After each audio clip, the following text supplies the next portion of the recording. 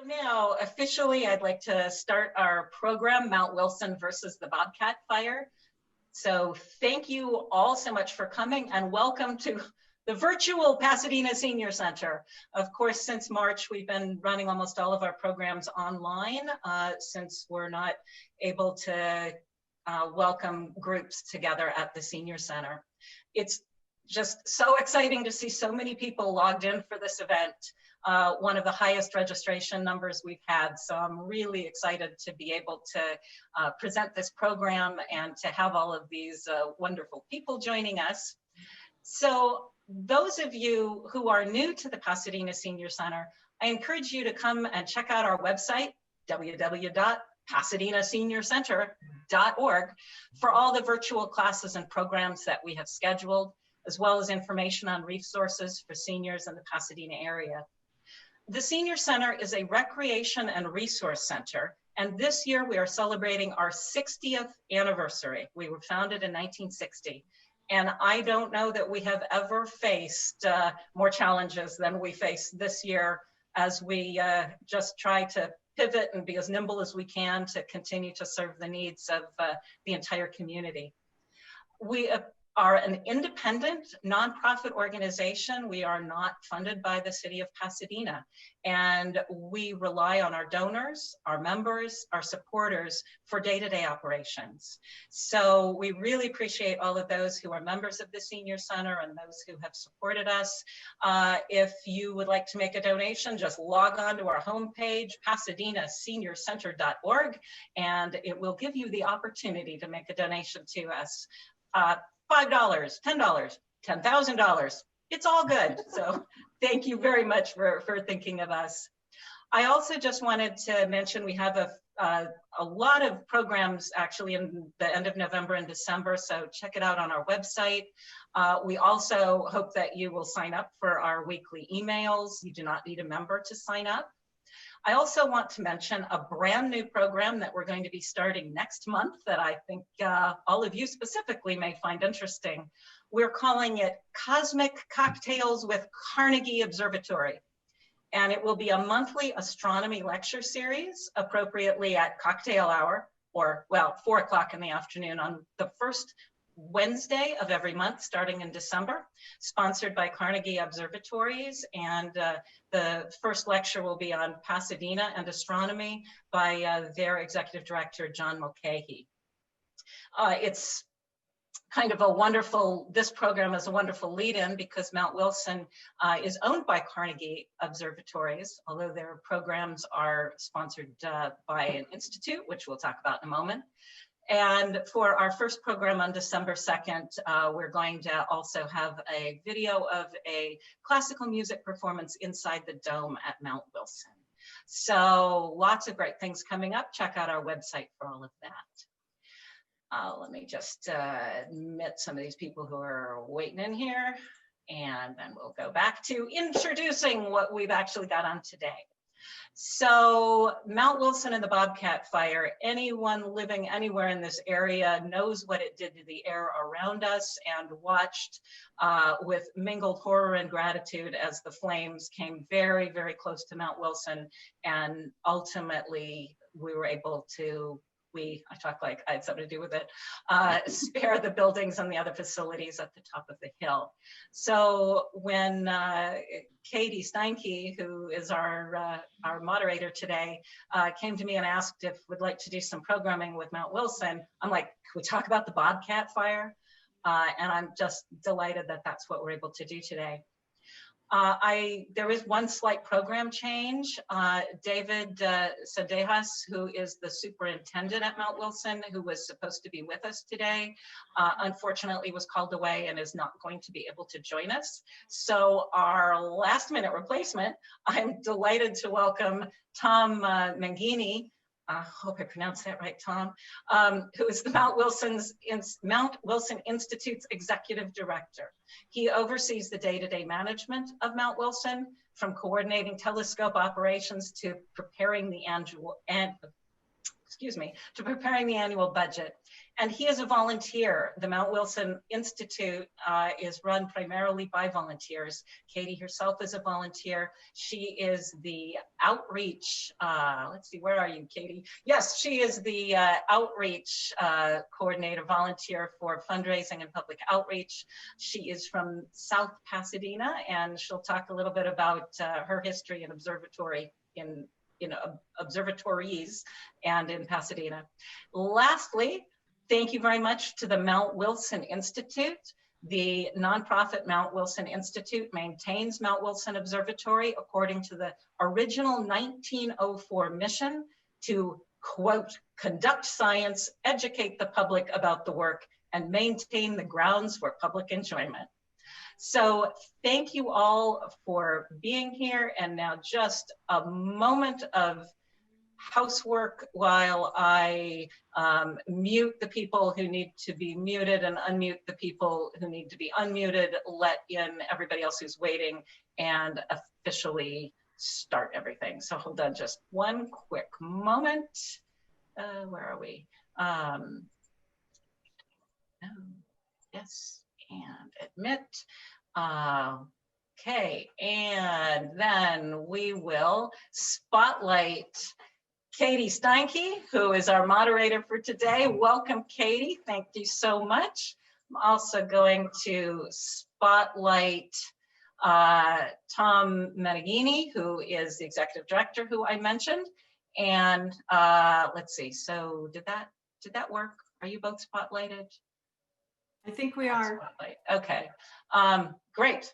Okay, and I will remain in the background here, just checking the chat box and answering questions. One last thing I want to mention, since there are so many of us on here today, is that you may know this, but if not, if things get a little shaky and your video starts to freeze, you might just turn off your own videos because that will preserve bandwidth. So you're welcome to keep your video on, but you might find it easier to turn your video off and then turn them all back on when we're all back together. So, all right, take it away, Katie. Well, oh, thank you. Thank you. You can hear me, right? Yes? Okay, great. So now let me, except I need to share my screen. If I can get to my screen. Okay.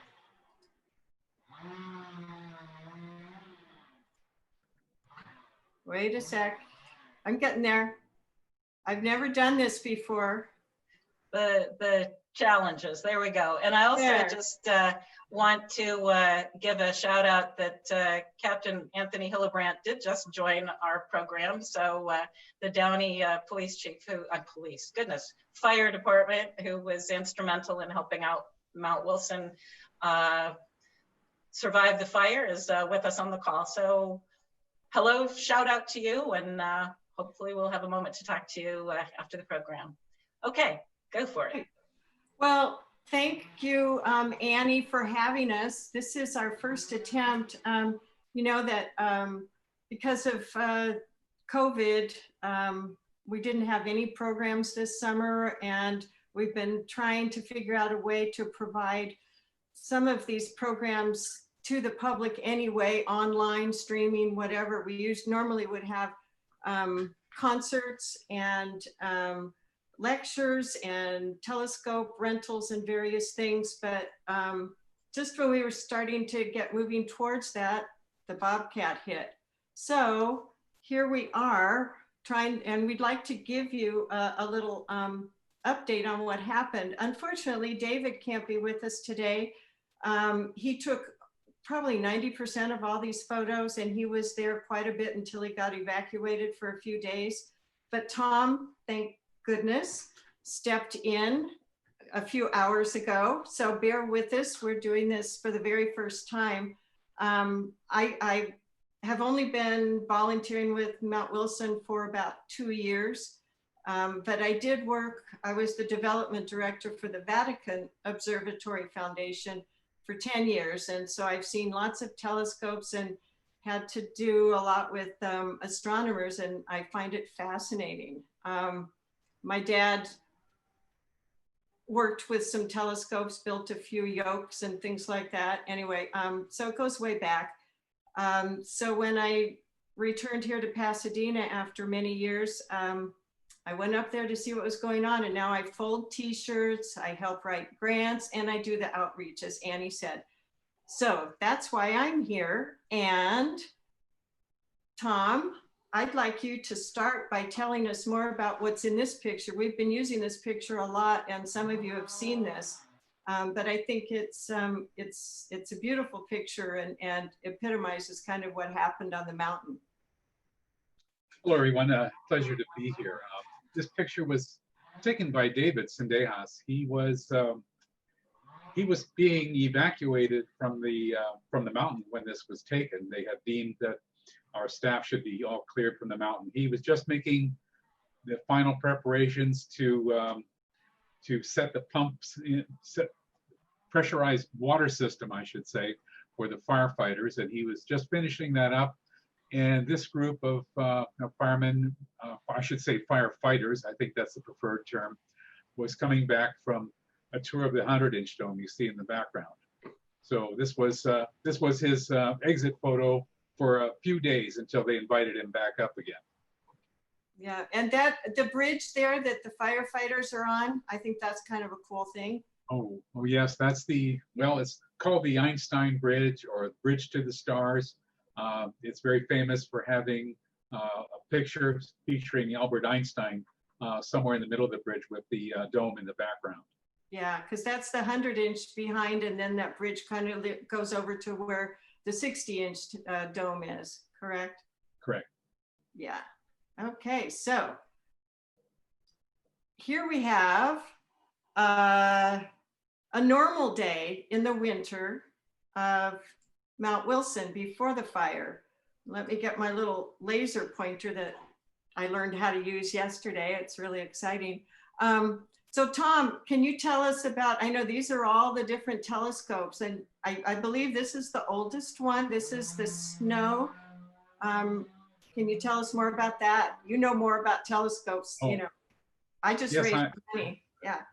Yeah, I run that telescope, but we use it for student education for our STEM program. Yeah, it was acquired by George Ellery Hale, founder of the observatory, back in 1904 from his days at Yerkes Observatory. In fact, it's still on loan from Yerkes Observatory. They haven't asked for it back yet, so we're gonna keep on using it. But it was the first. I think it was the oldest permanent solar telescope in the Western Hemisphere. There may be an older one in the world in India. Wow! And then the next telescope that was done here with the mule trains bringing it up on a dirt road, right? Everything was brought up by mules, so it's a safe bet that everything was on a mule or cart. That would be the 60-foot solar tower. That was built by George Ellery Hale because the snow wouldn't do what he wanted it to. He needed a telescope that was above the thermal currents of the ground so he could get steady images of the sun. And his aim was to find magnetic fields, or prove that there were magnetic fields on the sun. And he did that with the 60-foot solar telescope by observing sunspots, the iron line, and finding an effect called the Zeeman effect, which is the splitting of the iron line. So that was documented proof scientifically that there were magnetic fields on the sun. Yeah, and then I think next chronologically is this one, the 150-foot tower solar. I think the back one there, the smaller of the two domes back there, the 60-inch dome. Oh, is that first? Yes, yeah. In 1908. That was funded by Andrew Carnegie, and that was probably the first big money that Carnegie put in for that particular telescope. It was used by notable astronomers such as Harlow Shapley to find our place in the galaxy. many others after that. And then if you want to proceed to the 150-foot solar Yeah, this big tall telescope, one, yeah. right, that got the mirrors further away from thermal currents of the ground, and much detailed magnetic fields structure of the sun was conducted all the way through the 80s on this telescope. Wow. And then the big one. And then the big one is the 100-inch Hooker telescope, built in 1917, used by notables such as Edwin Hubble, who found our place in the universe, and that not only were we there, we were expanding in this universe. Right, right. One last thing about this solar tower here. I know that some people may have noticed it. There is a prism up there on the top, and sometimes during the day, if we set it up, you can see rainbow colors coming out of it. It reflects the sun's rays. But someone more scientific is going to have to explain that all. But it's really pretty. Anyway, it's an artistic addition to the solar tower. So moving right along, since we're here to talk about the Bobcat, here it comes. So what was this like at the beginning, Tom? Well, this was a picture I saw from the HP RenCams that are pointed in 4 directions from the 150-foot solar tower. This was down by a dam down at the, and I forget the name of that dam, I'm sorry. But this was the 3rd fire in the Little Santa Anita Canyon area. There had been 2 previously the prior 2 months to the south of this, and they were handled rather easily. And I sat back in my chair and say, well, another one started, another one down. But that turned out not to be the case in this particular instance. So then here's another photo taken. This is behind the 100-inch dome. And this kind of shows how the fire went around the observatory is pretty much on a plateau, and the fire went around the edges. Yeah, David Cendejas went up the 150-foot solar tower and took this with his own camera. Oh, wow. This was later in the fire, when after the fire had approached us from the east and then the south, and we thought we were done, or it was done with us, and then it came around and approached us from the north side. And this is the initial conflagration from the north side that started approaching the observatory. Yeah, it's getting, well, at least the smoke, but yeah. And then I just wanted to show, or we wanted to indicate how much water is important up there, and this tank. And if you could explain a little bit, you could see over here, this is the Einstein Bridge again, and then the 100-inch, though with the colors that you can't quite tell the dome, but this is this huge water tank that was very useful for the vital for the firefighters. Well, after fires had occurred in the early 30s, observatory management decided that it would be good to have a plentiful water resource on the mountain to fight future fires. So in the early to mid 30s, they constructed this in-ground tank. Its capacity is 530,000 gallons, and it's been up there since then. And it was not really, it's not that it wasn't maintained, but it's a wooden roof substrate. And over 50, 60 years, things happened to it, and it was collapsing. So in 2017, County of Los Angeles awarded us a grant for $500,000 to restore this asset, putting a new roof on it, putting new supports on it. And so we completed this in 2018, and we were figuring that we would at some point have a fire, and this would come in handy. And this proved to be true. Yeah, yeah. And so many thanks to the LA County supervisors who made the grant, made it possible to redo this. And from what I understand, the firefighters coming up there were very, very pleased to see that maybe they didn't even know it was up there, that, you know, there were those resources. Hi, Katie. I Yeah. just want to mention a couple of things that came in on the chat.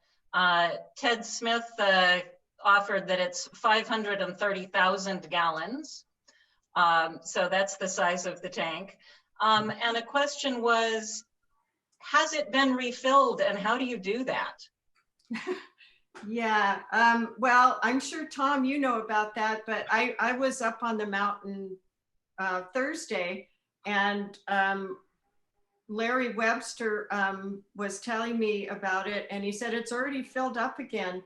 There's some sort of pump. There's like a water under the mountain. You know, the water seeps down, and then there are several springs around about 300 feet down. I'm not sure, Tom, if I have that right, but then you can fill it up again, correct? Close. You're basically there. It is 530,000 gallons.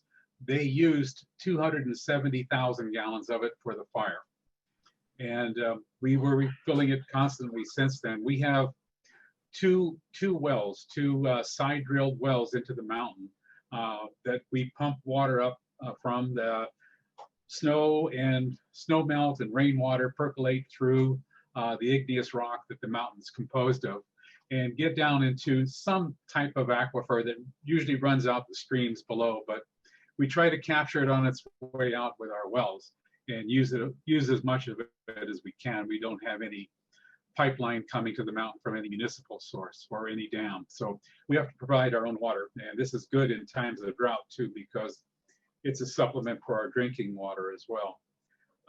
We try to keep this full at all times, and as the new word is that it is now full, we have a pump system from the wells and the wells to these tanks. We have another potable water tank that we use. It's 140,000 gallons. It's also available for firefighting. But right now, water is plentiful. We hope it stays that way.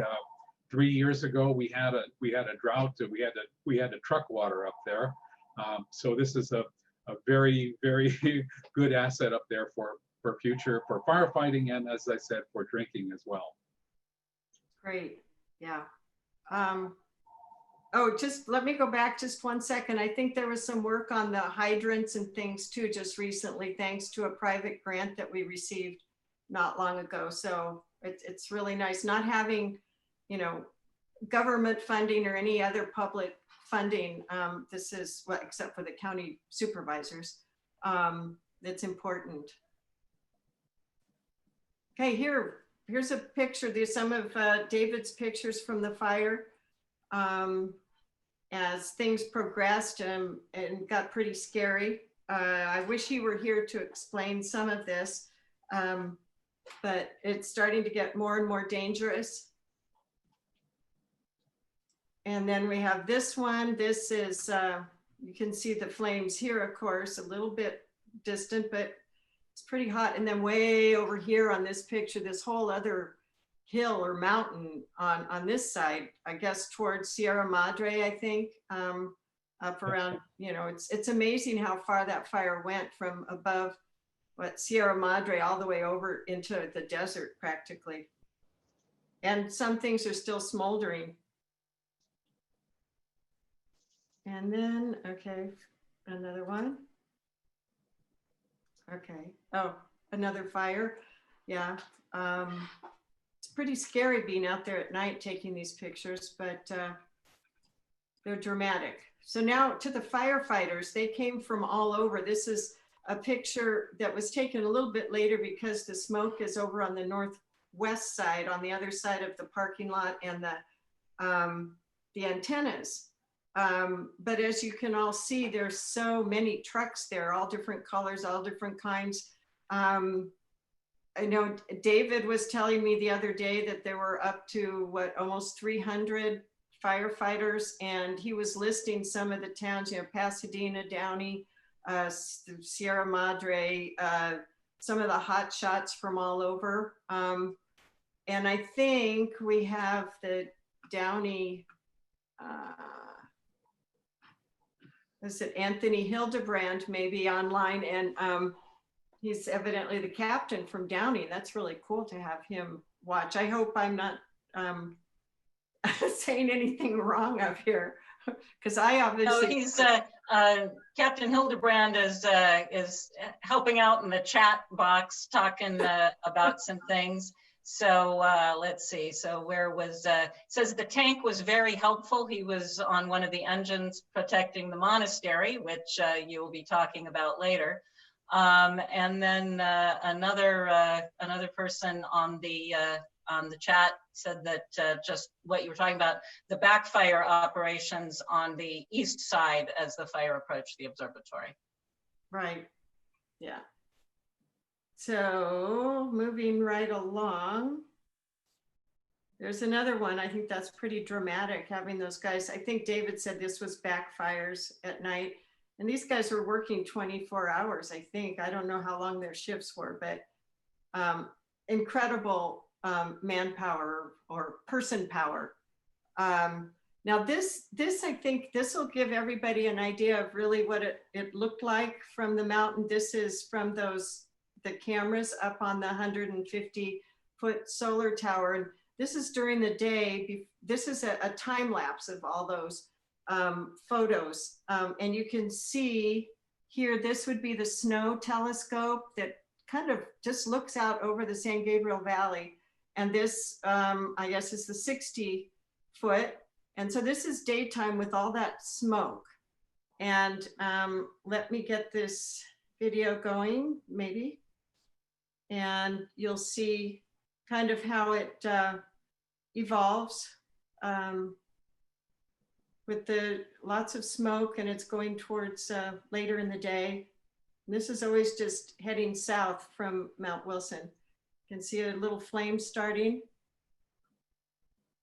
Without a fire, it's a gorgeous view up there. But so that's not far from the monastery, because that's the south side.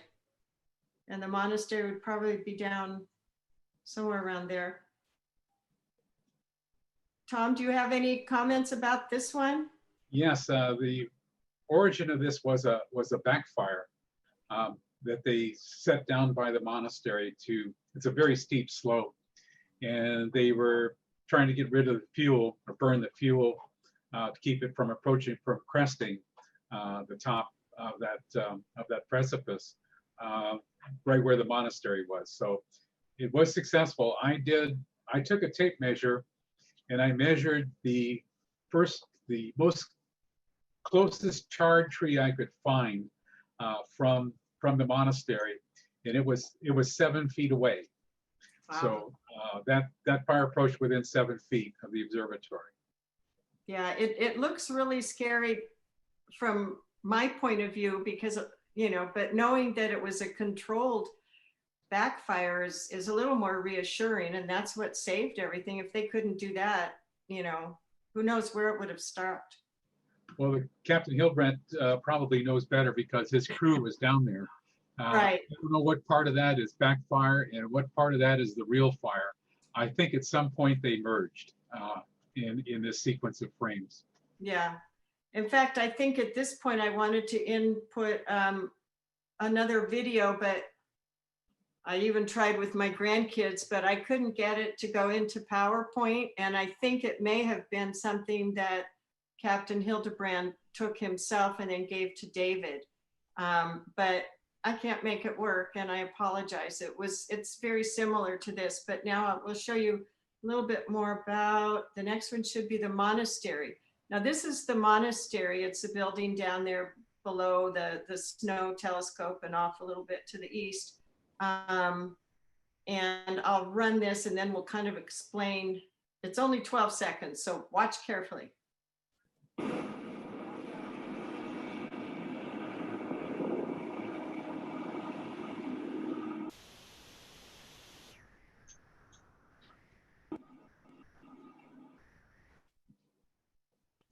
So, and Katie, Yeah. just Captain Hildebrand says that that last photo was actually the main fire coming up the drainage toward the monastery.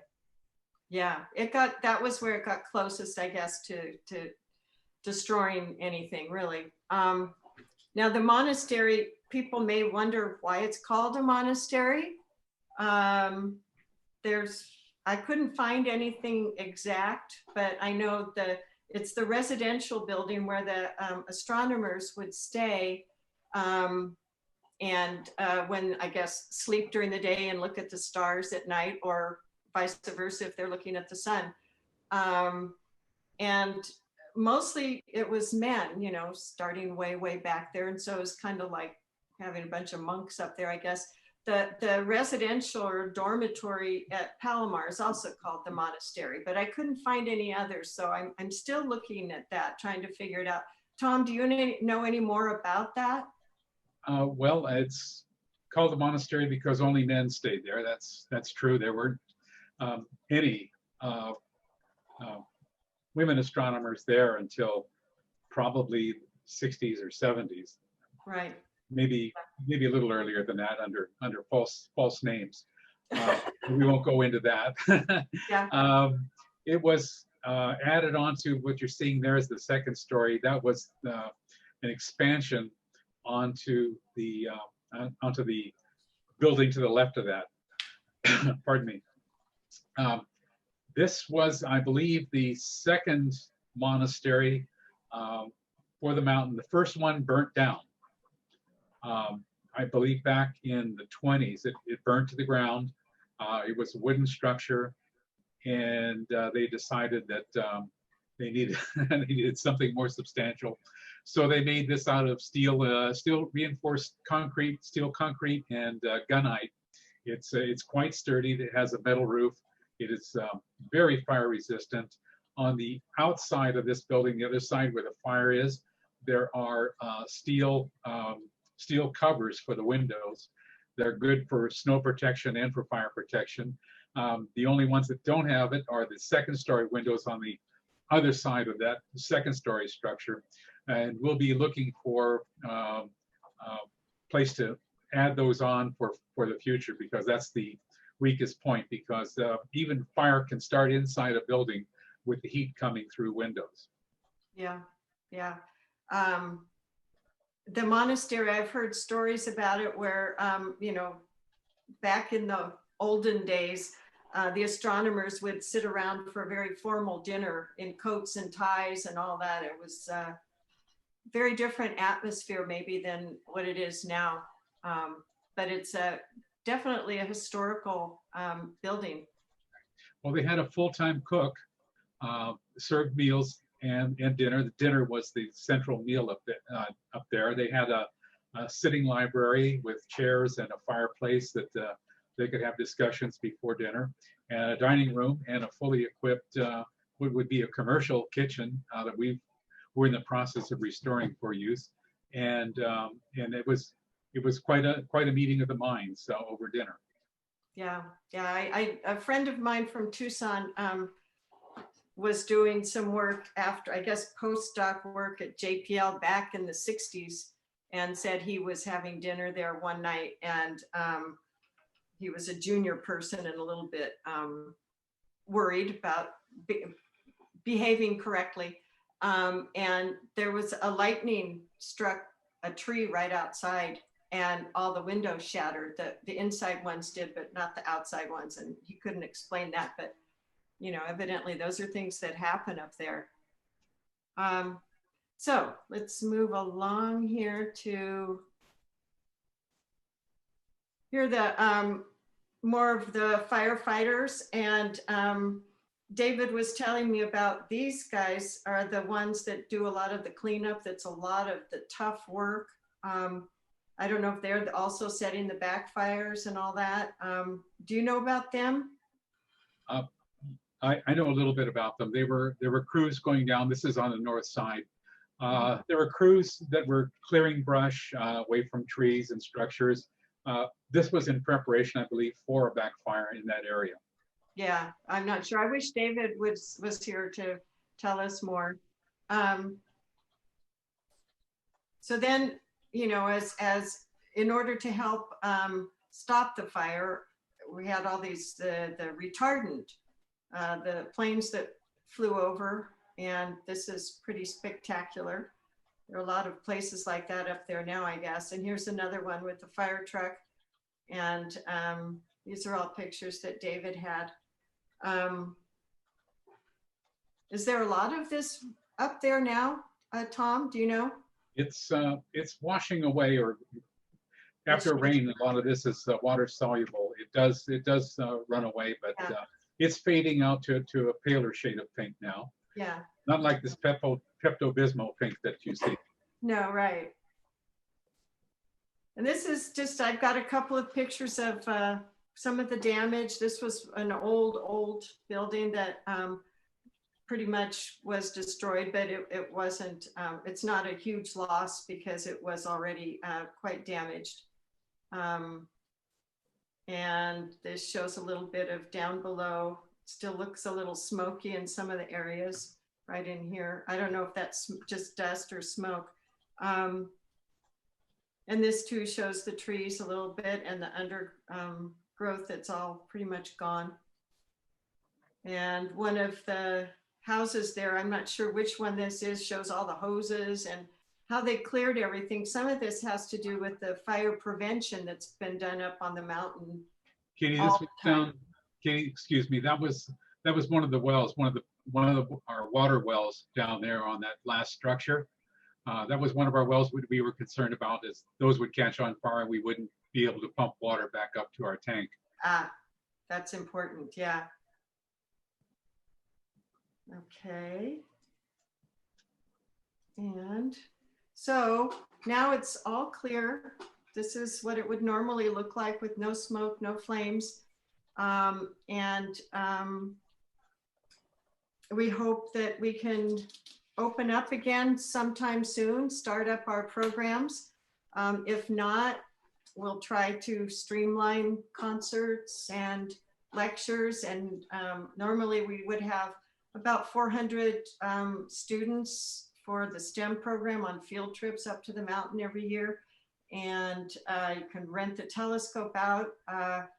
There's a lot going on up there normally, especially from May through October for all the programs. And we just hope maybe next spring we can open back up.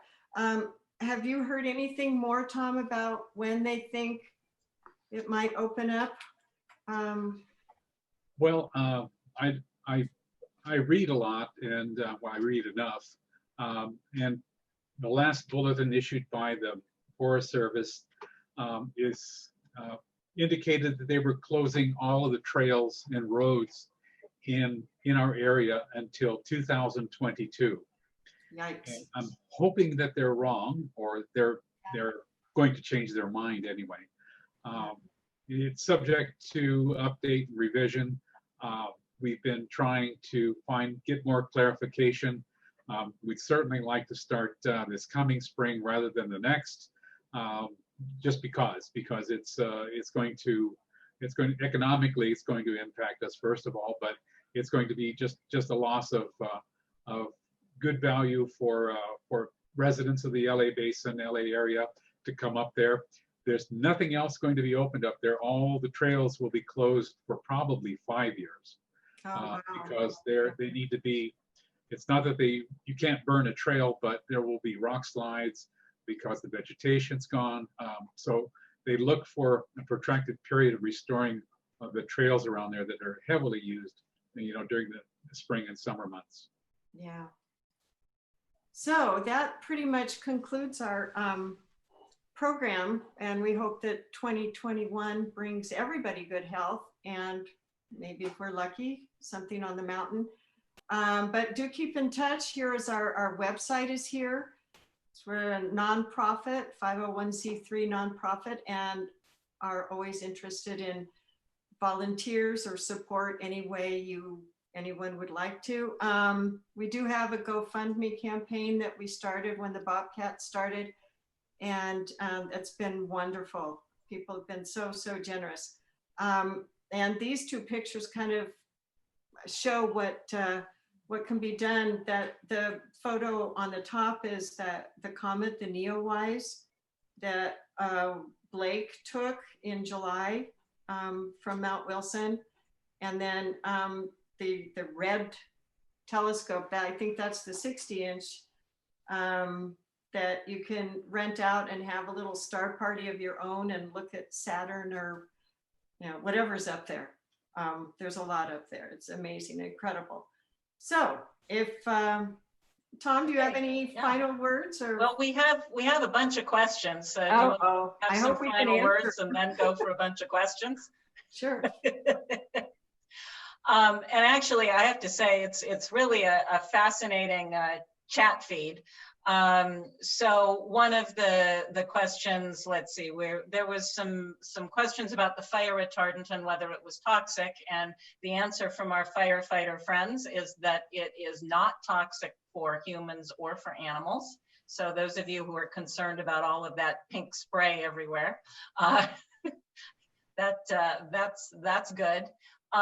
There was a couple of questions about the big tank that was so important for fighting this fire.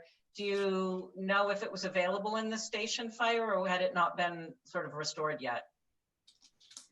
It was available. It hadn't been restored. It was not at full capacity. The fire system was available. They did use it to some extent. I wasn't up there for it. That was 2009, but we had capability, just not as robust as we have now. Okay, another couple of firefighting questions were, do we know why the Canadian super scoopers were not being used initially and only helicopters? That's above my pay grade. That's a Captain Hillenbrand question. Who knows? Let's see, and then do we know how it started yet? Do people have that? No, there was talk that it may have been an Edison line or Edison switch down by the dam. I don't think there's anything conclusive. I don't want to start rumors. I haven't heard of any final determination on that. Perhaps the captain can enlighten us on that as well. There's also a question about what structures were, if any, destroyed. The captain says that he believes the only burned structure was an old cabin near the monastery, but that the actual Mount Wilson facilities were all able to be saved. Well, to call that a cabin is really elevating it. It was more of a shack than a cabin. And it was no great loss. If we had to lose something to appease the fire gods, that was a good sacrifice, so we got off easy. But none of the other major structures were even touched. Okay, well, the answer about the super scoopers was they're great for open hills and grasses, but water can't. But with the trees, they're not as useful. I have actually a question. Is how are the Mount Wilson facilities themselves inside? Was there smoke? Was there water damage? What condition are they in post-fire, and what kind of work do you guys have ahead of you on that? Well, as far as smoke, I won't call it really even damage, but smoke and ash infiltration was on that second story of the monastery. We have 4 rooms on that level that they got smoky and dusty. We are in the process of changing all the carpeting, furniture, and painting them, and just redoing them. We're going to probably replace the windows for a tighter fit so that there won't be an infiltration problem. Should this ever happen again, God forbid. Other than that, the telescopes, I opened up all the telescope mirrors. There was a little bit of dust, which I cleaned off with CO2. I went through all the scopes, and they are all in fine shape now, ready to run. Okay. So let's see. So the question about the Mount Wilson Trail, you said that wasn't going to be open for 5 more years, right? I hope it's sooner, but that's what the initial indication was. They will probably open the trails up, one by one as they're restored or deemed to be safe. So I don't think it's a total closure for 5 years, but it may take that long to restore all of them. Okay. Let's see. So, oh yeah. So are astronomers still using the telescopes at all since the shutdown? I do. So I'm not an astronomer, but I use them. I'm an operator on the big telescopes, and we are repurposing them right now. We're doing virtual viewing presentations. We did one last week for Glendale Community College. One of their professors came up, and she's the wife of one of our operators, who's also an astronomer at Carnegie Observatories, and helps us with our STEM program. So we proved quite handily that we can observe with a camera and transmit images to classrooms and on forums like this as well. Maybe we can do one for you as well. It'd have to be in the dark, right? Have to be in the dark. I have to stay up late. I stay up late. Yeah. So some of the questions about when Mount Wilson might be able to accept actual group parties, say for star parties again, there's no way of telling that, correct? No certain way. Hopefully, this is my hope, is that spring, April next year, that we'll be able to open up. That's what I'd like to believe. I hope it's achievable. This all depends on this pandemic as well as restoration of roads and trails up there. All right, I have actually enabled the unmute yourself function. So if anyone wants to unmute themselves to ask a question rather than typing it in the chat box, you are welcome to do so now. Yes. Is there okay. fire still going beyond Mount Wilson? Are there still bits of fire? There are residual pockets of fire. They're down in roots, usually close to the ground or in big trees that are still smoldering. Even after the rain and light snow we had a week or so ago, there are still smoldering areas in the forest. The Forest Service is maintaining crews up there to watch and work on these as they occur. So I don't expect any big conflagrations, but they don't want to take any chances either. This is Bert Weiner. Was there any smoke damage to the telescopes themselves?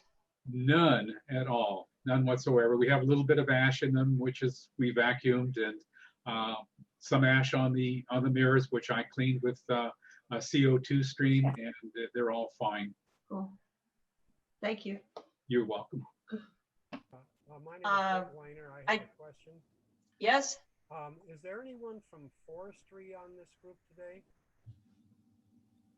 If you're from forestry, identify yourself. Well, I have a question here. Hold on one moment.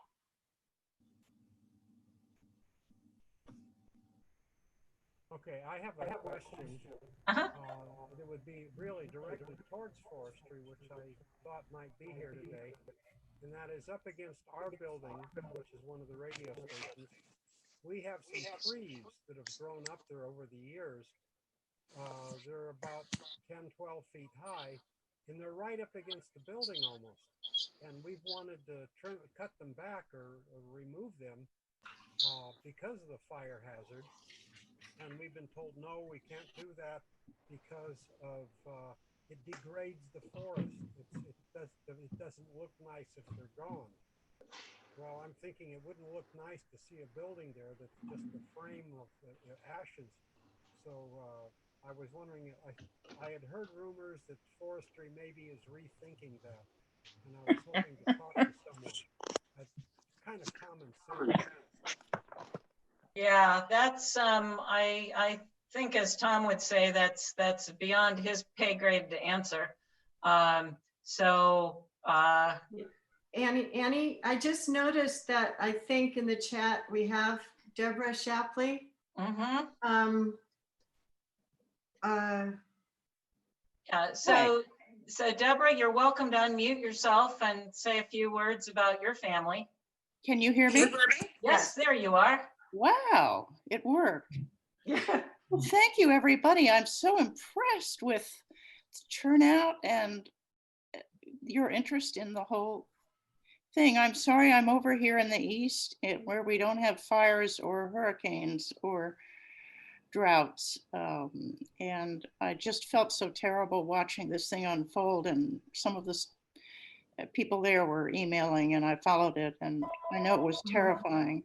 And Deborah, could you explain to people Sure. who don't know Yes, so how you're connected? Carlo Shapley was born in Missouri, actually not far from where Edwin Hubble was born, and raised on his father's farm, and became quite a naturalist even as a young man, and self-taught himself the classics and self-taught himself a lot of things, and eventually got to Princeton under Henry Norris Russell, did his PhD, and then got to Mount Wilson, hired by Hale in 1914. Yeah. So Harlow Shapley was there as a staff astronomer with my grandmother. He'd just married. My father was actually one of the children born at that time in Pasadena. And I think the house they lived in is known to the staff there, a very small house. And he took the trail up to observe and stayed at the monastery. And That's trail great back. to hear these stories. I was hoping that Sam Hale would be on too. I'm not sure. Sam, knock if you're on. The So grandson Kevin, of I George was Ellery so Hale. I came out in November. I'm here. Sam? I'm here.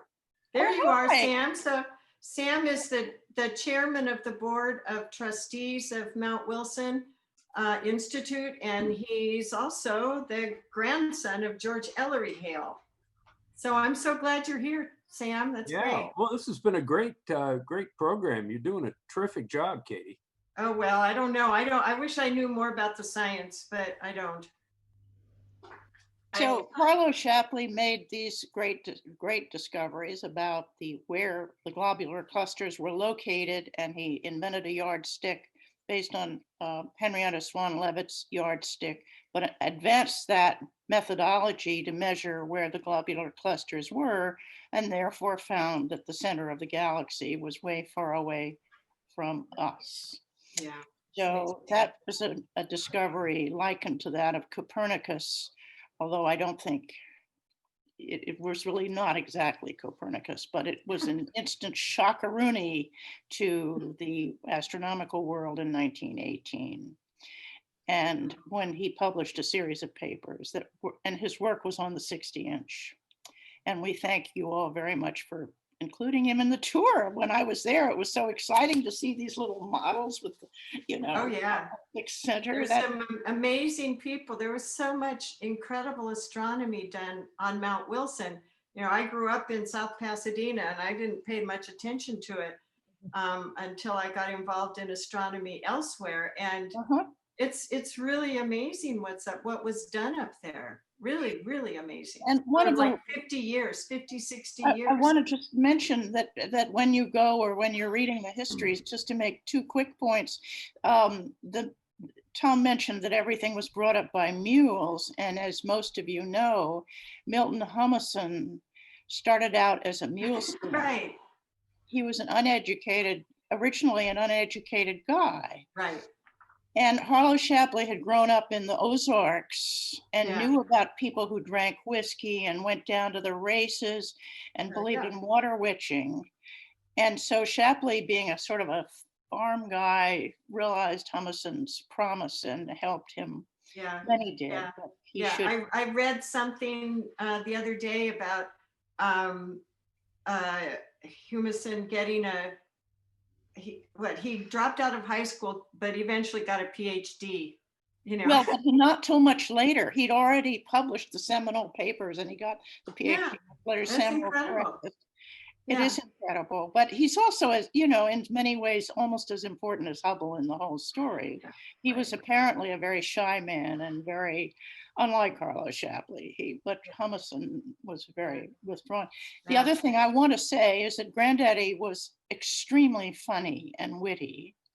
And from his boyhood, they all had the capacity to tell stories, talk in riddles, make up jingles and rhymes. Oh, yeah. And he really never lost his sense of being part of the people. That's one reason he became a very famous lecturer and was welcomed all over the world and was extraordinarily famous in his lifetime and after. And it doesn't come through in the books about his time at Mount Wilson because he, I think, was too much of a country boy and too brash and so forth. But he did make good by you all. And then he went on to direct the Harvard College Observatory and build it into a international institution. Amazing. And he helped found the National Science Foundation and stood up to the House Un-American Activities Committee and made an animated film that is still worth watching. Well, thanks so much, Deborah, for sharing some of that family history. We'll, I assume we'll hear some of that on the December 2nd on the new astronomy series. I say when we talk about Pasadena history, we'll probably get some of that. One of the questions, another question I had coming up was looking at history. How many times has the observatory been threatened by really serious fire? Was this unique, or was this, oh yeah, it happens every 20 years? I don't have a good chronology of that, but I know, well, we all know we're probably all around for the 2009 station fire, but I think these have been episodic over the past, from the 1900s onward. I don't know how they were spaced, but we had fire in 2014 on the south face. That was a smaller fire. And I think they've been pretty much in the environment of the observatory since it existed. Just some worse than others. Larry Webster mentioned to me that there were either 5 or 6 major fires since the observatory was founded in 1904. Yeah. Wow. That makes sense. I hope they don't increase like they seem to be, unfortunately. Yeah, but at the same time, we've also increased our capability of fighting them. You know, I think Tom mentioned that only 270,000 gallons of the 530,000 gallons from the main reservoir were used. And I was told that the firefighters who came up there were astounded that there was so much water on the top of Mount Wilson. They didn't know where it came from. But, you know, their fire trucks can only hold a very small amount of water, but they hook up to the reservoir and start pumping. And, you know, that helps save the day. Yeah, yeah. And you've got airplanes with retardant and all that, but it's, yeah. Amazing. I just want to answer a question. I just typed it into the chat, but several people have expressed interest in accessing this recording and watching it again or sending it to friends. I hate to say that at this point, neither the Senior Center nor Mount Wilson have the ability to host recordings on our websites. It's something we're looking into. We are likely going to be able to replay at some point on the Pasadena public access cable, but we don't know when. I can't give a time for that. But it's one of the questions that we have, that has, I say, only recently come up, and I'm delighted that we're doing programming people want to access again, but we're still looking into it. Yeah, yesterday or the other day, I proposed possibly starting like a YouTube channel where when we do these things, now that we'll be doing more things online, I'm not sure how it's going to work. So you have to stay tuned, but I think maybe we can post them there so that they're available whenever anybody wants to see them. I'm not sure. That's something we're going to have to work on, you know, and I'll have to ask my grandkids again how to do it. And our tech folks at the Senior Center are looking into it. Yeah. Great idea. So, All right, do we have any other last questions? Otherwise, we'll wrap this up. I want to thank Katie so much for reaching out to us in the first place and enabling this program. To Tom for stepping in at the last minute and coming through when David couldn't join us. Really fascinating, wonderful photographs. Thank you to Captain Hillebrandt for answering some of those questions in the chat. Thank you, Sam Hale, for joining us. Oh, my pleasure. For Deborah, I mean, all of the history that we have in this area and the wonderful resource that's Mount Wilson. So please go onto the website, see what they're doing. Join us at the Pasadena Senior Center and see what we're doing. Just be well, stay healthy, and hope there aren't any more fires anytime soon. Thank you. Thank you, Annie. Annie, what was the December meeting that you referenced earlier? Okay, it's going to be an ongoing program on the first Wednesdays of every month, starting December 2nd. We're calling it Cosmic Cocktails with Carnegie Observatories. It will be a ticketed lecture series. $7 for members, $10 for non-members. And the first 4 months of lectures will be given by John Mulcahy, who's the head of Carnegie Observatories. And this was kind of a little warm up for that. As I say, Mount Wilson is part of Carnegie Observatories. They own the building, and then Mount Wilson Institute runs the programming at Mount Wilson. I just briefly looked. It looks like the Carnegie Observatories program is not yet up on our website for registration, but I expect it will be in the next couple of days. And December 2nd is the date for that. Thank you. All right. So thank you, Annie, for everything. Thank you, Annie. Appreciate it. And, Thank you, Tom. Thank you. Thank you, everybody. Thank you. and give our best to David. Okay, will do. Absolutely. Bye-bye. Bye-bye. Take care. Thanks, everyone. Bye, Annie. Bye.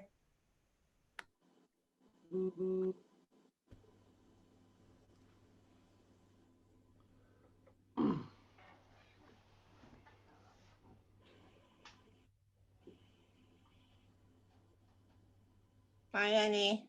Bye. See you, Irene. All right. See you all next time.